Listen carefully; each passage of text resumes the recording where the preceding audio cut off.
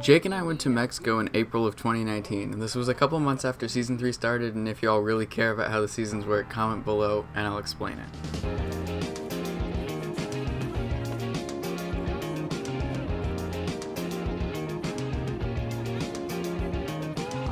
Here's the background. Jake and I go to church, and we're part of this truly amazing youth group.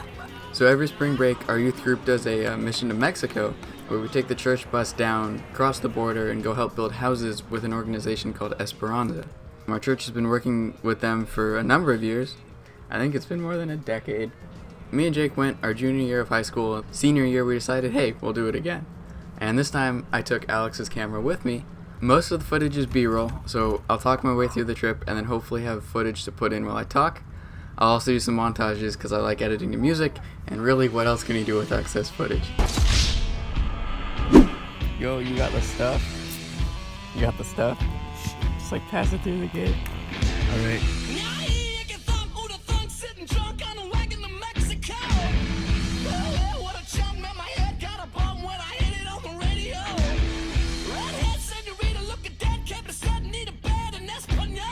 Time to buy headphones.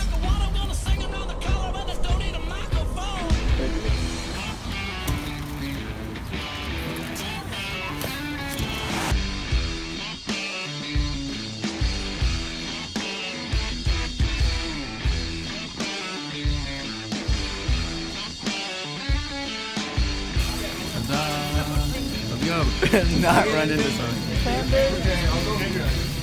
Jake. I recorded myself explaining what was going on before the drive down, but I sound kind of anxious and quiet, so I'm just going to mute it, and that'll probably be what you're seeing right now. Okay, so here's the trip in a broad sense. The drive down. First thing to note, I forgot earbuds. I was dumb. I didn't realize that, maybe on a whole 10-hour drive, I might want earbuds. First stop, went in, it was a truck stop, bought some earbuds, and then they were really bad quality.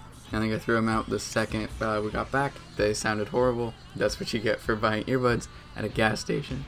For lunch on the way down, we stopped at In-N-Out, which was in this weird, kind of western showcasey town. Not even a town, it was like a truck stop with a western strip. Like a bunch of wooden buildings, there was a playground. We got cursed out by a couple 7-year-olds, which was amusing.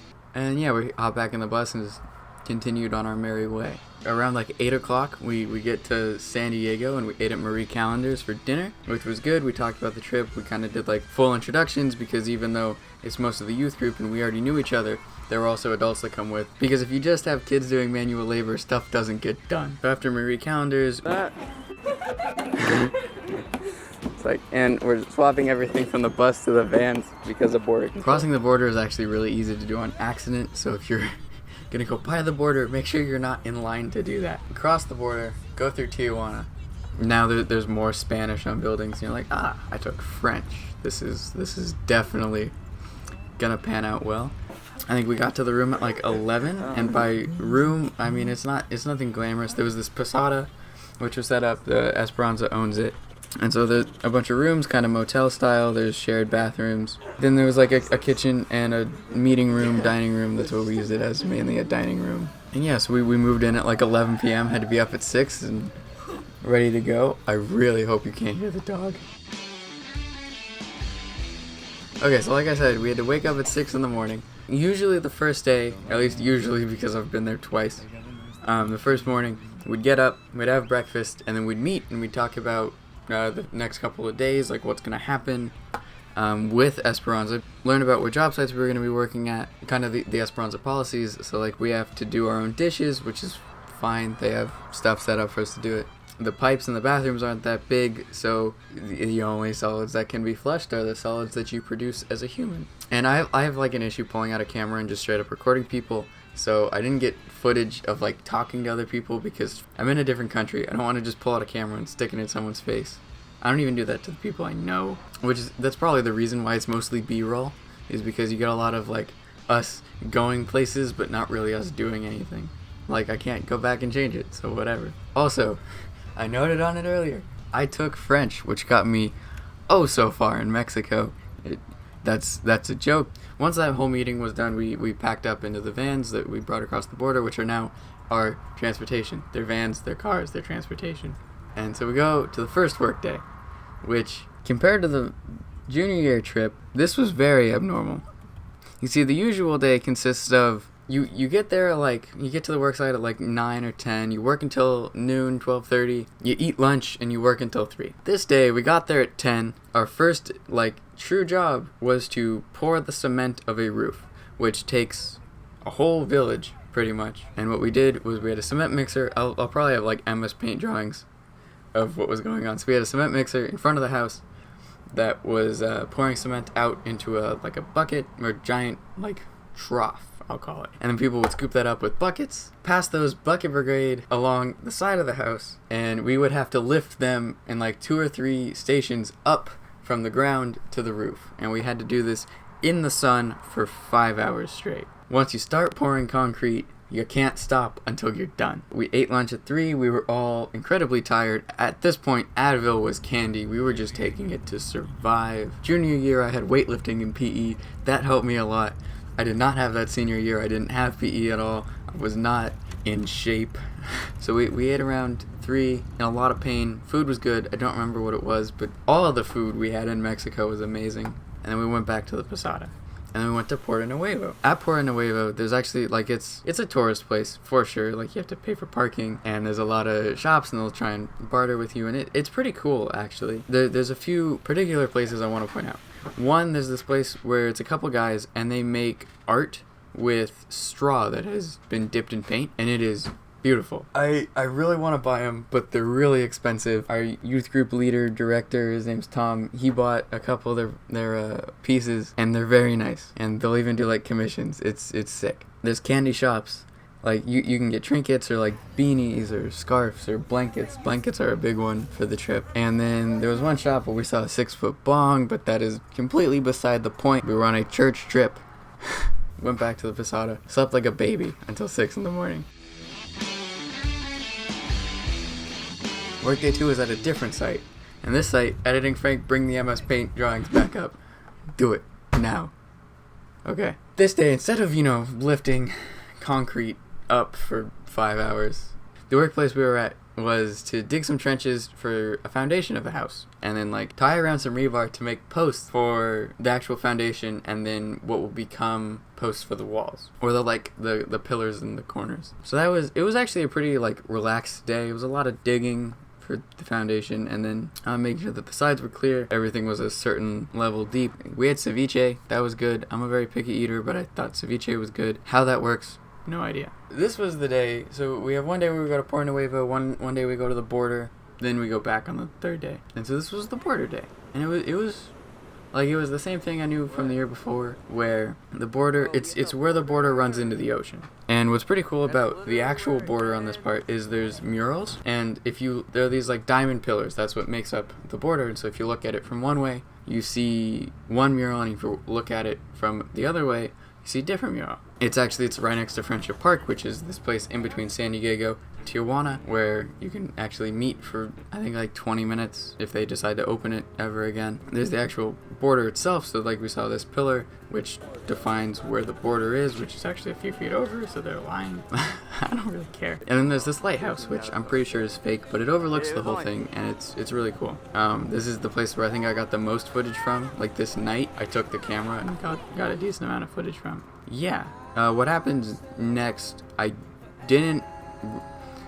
it's clickbait, for sure, because I didn't really see it, but it happened. I saw the aftermath from it. We're over there filming the lighthouse, getting someone to take our picture. I don't even know if I have the picture anymore. And we come back to our youth director. His name's Tom. I said that earlier. And he said, hey, someone just jumped the border. We're like, what?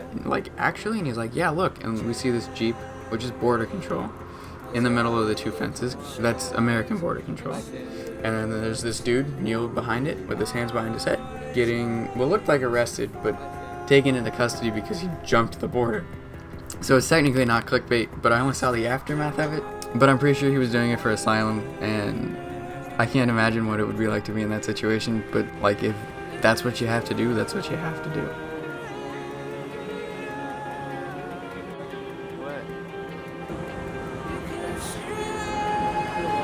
Why is there barbed wire?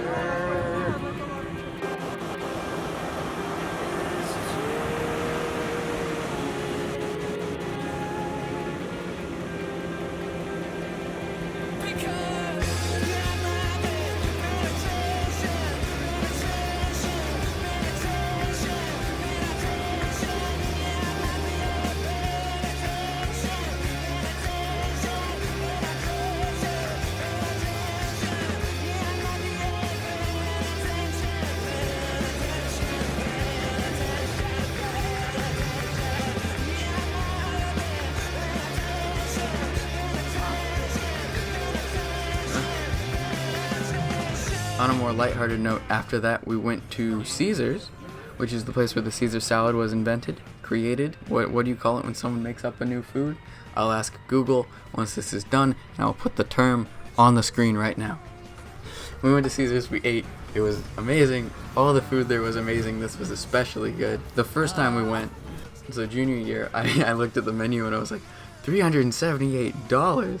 And then our friend Andy just taps me on the shoulder and goes, dude, that's pesos. I'm like, I'm a little dumb. After Caesar's, we went to Caliente, which I believe is a soccer stadium for the most part, but we went behind it where there's dog racing, which is something I don't think exists in America, and it's a sight. There's this like whole thing that we came up with because people bet on them. We didn't do that. We're underage and we're in a different country. There was this whole like stigma, I guess, not stigma, superstition. That's a better word for it. That whatever dog poops last on on the lineup is going to win, and for the most part, that's true. The reasoning behind it is that they're the lightest because they haven't had, like, if you poop the last, then the body expels everything, and you are the lightest. You haven't had as much time to produce anything else because you took the dump last. And for the most part, that's true. The dogs then chase around like a track, like a running track, but I think it's longer than a normal track, or maybe smaller. I don't know. I was on the side of it. They chase this like flaming rabbit blanket thing. It's pretty cool. Okay, work day 3. It's usually an easy day. Like the third day is the day that we end up having to pack up and go back, so we have an easy day, and then this like big lunch fiesta kind of thing. So they usually make carne asada, which is very good. Again, all the food there was amazing. I'm a picky eater, and it was all good. And work day 3 was at the same site as the second day, so we just dug all the foundation trenches, put some rebar on the bottom, and so this day we got to pound down the sand and the dirt in the bottom of those trenches and start building with Legos. And what I mean by building with Legos is, like, part of Esperanza as an organization is you have a group of families in a community, and the family gets like I think it's a cement mixer and a mold for these like bricks. And there's corner bricks, and then there's half bricks, and then there's full bricks, and they're basically Legos, but you build an actual house out of them. Or the way that the family in the community pays off their house is they buy all the concrete, I believe, from Esperanza, or they like work to the point where they get enough concrete, and then they're able to build their house by making bricks. It's surreal because I grew up playing with Legos, and then now we're building a house out of Legos. It's pretty cool. So yeah, I'll have something on the screen to show how the blocks work. Probably MS Paint drawings. And then we went back, like we had the fiesta, we talked with everybody, got to do some joking around with the families. Said our goodbyes, went back, packed up the posada, put everything in the vans, and went to the border. There's one, like, or I guess 2 overarching like messages that I take from these Mexico trips. And the first one is that like it's a very humbling experience because I live in the Silicon Valley, which is by no means a bad place. And I would argue that Mexico is by no means a bad place. But it's not the most wealthy place. And one thing that you find out by going there, and like you're working with these families that are like struggling financially, like they couldn't afford to get a house. They're still incredibly happy. They're always joking around, singing along with music, and you can join in and just dance along, and it's fun. And maybe it's all a portrayal. Maybe. But some of those smiles are genuine. And so everyone seemed to have like a wonderful time working, and so like I got to joke around with the family a little bit, albeit it's through a translator, so some of it gets lost. Like, wealth and happiness are not on the same scale. And they never will be. Like, this isn't something exclusive to Mexico. It's like really humbling to look at what you have and realize that most of it doesn't matter. Like, material things, they have value in the economy, but they hold no value in our hearts, and that's supposed to be filled with purpose and relationships with other people, whether it's friendships or relationships further than that, or family. That's what means stuff. It's not a bunch of material possessions. And then the second message is, like, at least from the people that I've talked to, they don't want to come to America. And maybe that's just because I haven't talked to refugees or people, or the guy who jumped the border, but they just want to make Mexico a better place. Like, they don't want to feel like they have to come, go, oh my god, the dog is barking and this is supposed to be a sentimental moment. I'm a white guy talking about immigration. Hopefully I haven't said anything outrageous. I don't think I have. Like, just don't take for granted what you have, and realize that people are just trying to make where they live a better place. That's the message. Back to just ranting about the trip. We're on our way out. We're crossing. We're getting ready to cross the border, and the first thing that happens is like there's these series of intersections because it's a one-way street crossing the border, which is why it's entirely possible that you accidentally cross the border. I'll touch on that in a second. So people know which way you're going to come in, and they will start washing your car, or in our case, washing the vans, while you're at a stoplight. And it is the most funny, entertaining thing to watch someone wash your whole car, well, the front of your car. And then they're like, are you going to pay me for that? You're like, I didn't ask you for it. And they're like, dang it, I'll try the next car. I mean, it's the hustle. I hope that they get money because they are actually putting a lot of work in. The vans were cleaner at the end of the day, but no one's asking for it. I don't know. It's funny. They're to make money and have a good time. And then we turn into the like actual like street that there's like a semi overpass, and then you get onto where you cross the border. And this is all a one-way street. I really wish I caught it on camera. Again, I caught the aftermath on camera, but there was a dude who drove backwards, just sped out of it. And everyone's like, what? He just drove backwards. Like, yep, he was definitely going the wrong way. So that was chill. We get down off the overpass, and then you get into this, like, the only way I can describe it is there's this one episode of Doctor Who. There's an episode where they're going through this, like, pretty much endless highway, and people live in the highway their entire life. That's what it feels like. Jake's like, is this Doctor Who? Yeah. I'm sorry. Even though it's like an hour and a half to cross the border, it feels a lot longer, but there's also like a lot to do. There's like people dancing, there's people trying to sell you stuff, you can barter, you can get border churros, there's people trying to scam you by buying tiny dogs that are too young to get their vaccinations and therefore can't be brought into the country. There's people setting up barbed wire because at the time that was a thing. It does absolutely nothing. We actually like got through the border. It was cool. Had no issues with border control, and then we came through, stayed at a hotel for the night, and drove back. In the script, this section is called "Why Does My Introduction Matter?" But I cut the whole introduction pretty much. So, as I stated earlier, I mostly got B-roll. I was trying to avoid creating just like a bundle of clips, but that's what happened. I want to tell a story, and hopefully I've effectively done that. I also didn't want to use someone's very personal and probably negative experience as clickbait, even though objectively, oh my god, we saw him jump the border is perfect clickbait.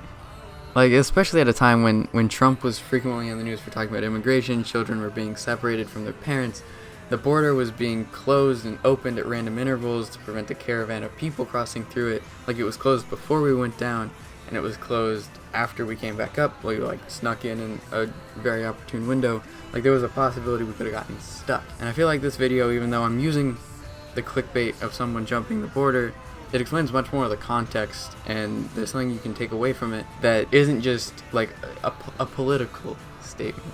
I don't think I met any bad people.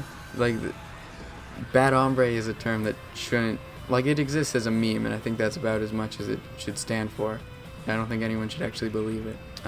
And like a rushed version of this video could have like really capitalized on the news, because as I said earlier, children were being separated from the border. There was a caravan of people. Like, it was very much a hot topic a year ago, and I could have capitalized on it, and it would have blown up the channel numbers wise. It could have been the video to do that, but I'm really glad it didn't. There you go.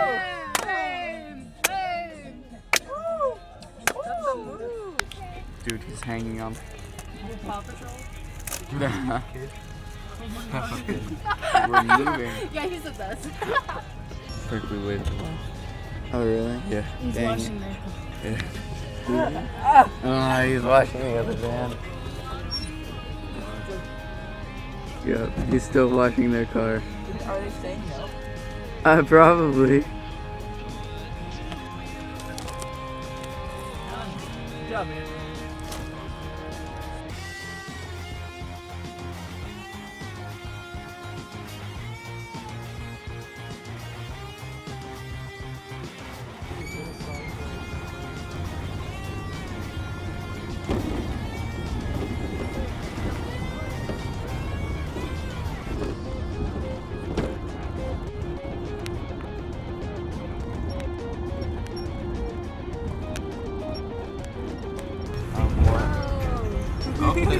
Oh, if someone comes.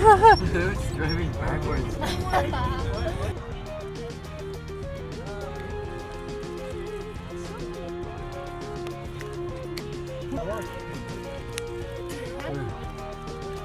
That.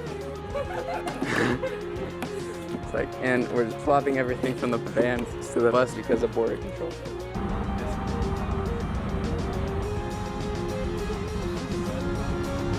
Oh, it's a driving range.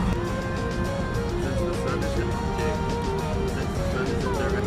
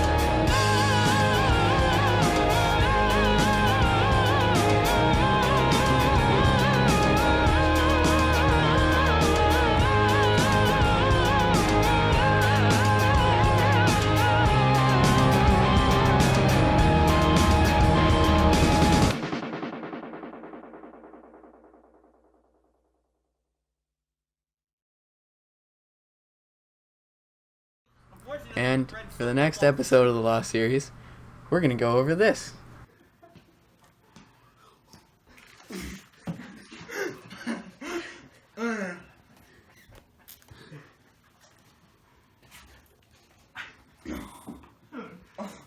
Feel bad for the cleanup crew.